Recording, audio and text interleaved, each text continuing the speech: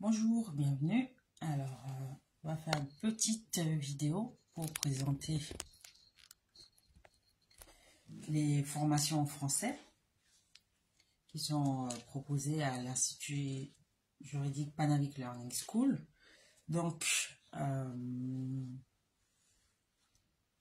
les formations à l'Institut sont dispensées selon les différents niveaux. Donc, avant de commencer la formation, il y a un test de positionnement qui est effectué pour voir le niveau de la personne. Donc, généralement, le test passe par une petite dictée ou une petite conversation. Et même dans l'entretien de positionnement déjà, on peut savoir à peu près à quel niveau se situe la personne. Donc, vous pouvez vous former à l'Institut Panamic Learning School en français, vous former ou vous remettre à niveau en français. Donc, c'est pour cette raison que nous avons scindé la formation en 3 catégories. Donc, catégorie débutant, c'est pour ceux qui n'ont pas vraiment les bases en français. Donc, on revoit l'alphabet, comment faire une phrase. Donc, cela équivaut à peu près au niveau de compréhension de base du français déjà. Donc, on le fait, mais ça prend du temps parce que c'est vraiment un début, un apprentissage ex nihilo. Donc, on part de rien. Donc, on fait ça. On peut commencer par exemple par l'interrogation. C'est quoi une interrogation? Donc, on définit ce que c'est qu'une question. Une question fermée, une question ouverte. Et on présente aussi les manières de former des questions en français.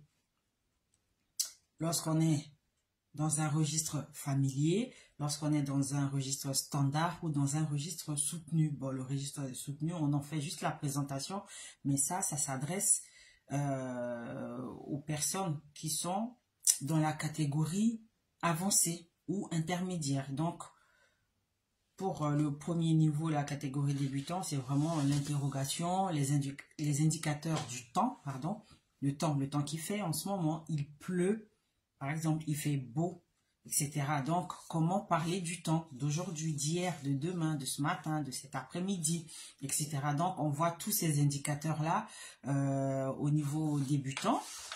Après, on peut parler de la comparaison. C'est quoi la comparaison ? Donc, on en parle. Quels sont les éléments qu'on utilise pour pouvoir comparer deux éléments, plusieurs éléments? Est-ce qu'on parle de supériorité, d'infériorité ou d'égalité? Donc, ça aussi, ça peut être enseigné au niveau intermédiaire ou même ceux qui veulent revoir ça au niveau avancé. On peut en parler aussi parce que souvent, ce que moi j'entends, c'est que les gens, ils parlent, ils se trompent. Il parle de comparaître. Comparaître, c'est un terme juridique. Ce n'est pas une comparaison. On dit, il me comparait. Non, on ne comparait pas deux personnes.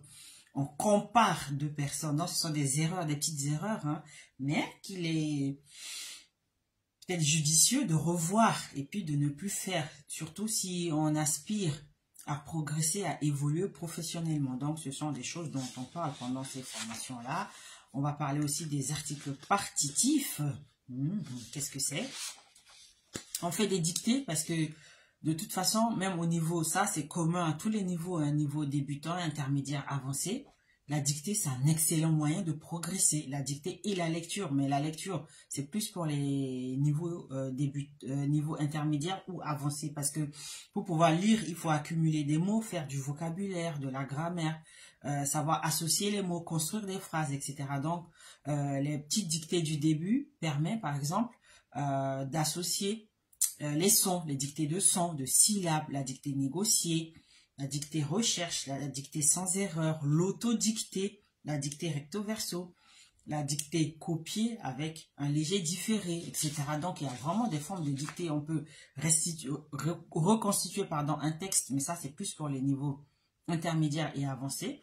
La dictée dialoguée, etc. entre enfants, dictée photo. Donc, il y a vraiment beaucoup de choses à faire par rapport à la dictée. C'est la dictée qui permet d'avancer, de faire des erreurs, de corriger. On peut faire une dictée, la corriger et puis la recommencer, la refaire. Et ça permet de prendre confiance et puis de gagner justement en assurance. Dans les dialogues, dans les conversations, dans les échanges, etc. Donc, on aborde aussi les pronoms relatifs. Ça, on peut le faire au niveau intermédiaire, niveau avancé. Les pronoms relatifs. Les adjectifs et les pronoms indéfinis.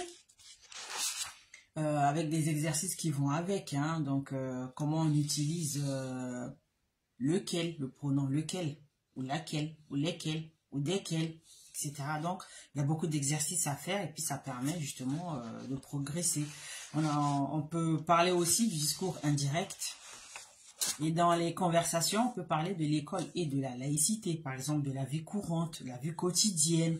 Même quand on parle de recherche d'emploi, ça rentre aussi dans le cadre de la conversation. Comment on répond, comment on aborde les personnes quand on est dans un milieu professionnel, quand on se déplace.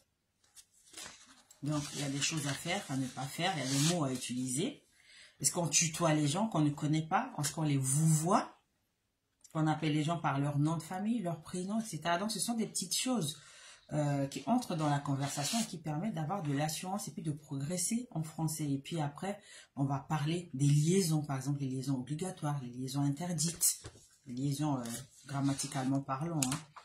Et puis, avec des exercices. Et puis, on va voir aussi le temps des conjugaisons, les verbes du premier groupe. Les verbes du deuxième groupe, les verbes du troisième groupe, les verbes irréguliers, les compléments de temps, les verbes transitifs, intransitifs, etc. Donc, c'est vraiment un panel assez global et large de la grammaire, de la conjugaison, de la conversation, etc. C'est une large gamme qui est proposée à l'Institut. Donc, venez vous inscrire, venez vous former. De toute façon, les cours se déroulent en ligne. Donc, cela vous permet de vous adapter, on se cale sur vos plannings, sur vos emplois du temps. Donc, vous avancez à votre rythme.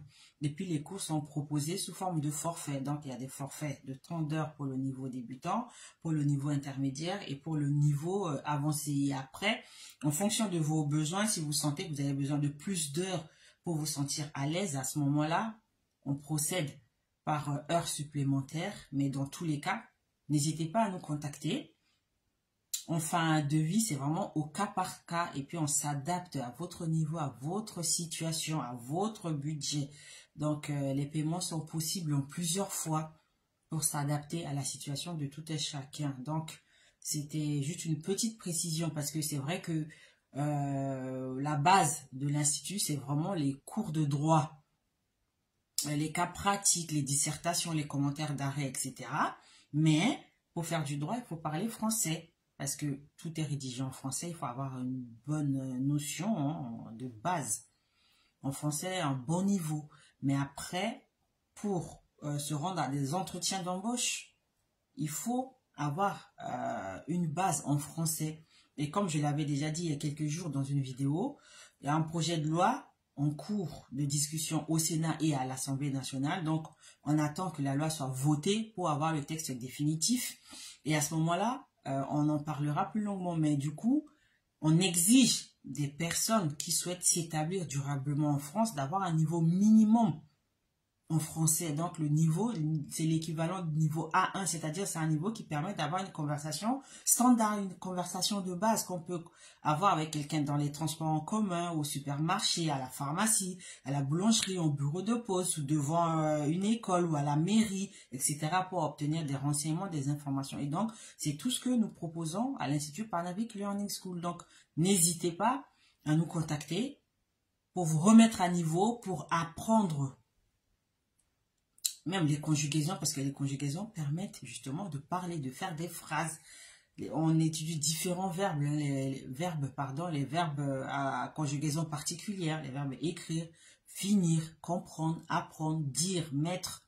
Par exemple, pour le verbe dire à la deuxième personne du pluriel, on ne dit pas vous disiez, vous dites. Après, il y a un verbe contredire. Par contre, on dit vous contredites, vous ne vous contredisez pas. Donc, ce sont des petites subtilités de la langue française qui complique la vie à beaucoup de gens qui ne sont pas habitués justement à la langue française. Là, je m'adresse particulièrement aux populations allophones, dont le français n'est pas la langue maternelle. Donc, venez vous former. Le verbe lire, on ne dit pas vous lisez, hein, mais vous lisez. Par exemple, donc, il y a beaucoup de choses à dire, à faire, mais c'était juste une petite présentation. Inscrivez-vous, prenez contact avec nous, faites un tour sur la page et puis les formations sont disponibles. Et à la fin, de toute façon, un certificat est délivré. Donc, n'hésitez pas. Si vous avez des questions, faites un tour sur la page ou contactez-nous. Je vous dis à bientôt.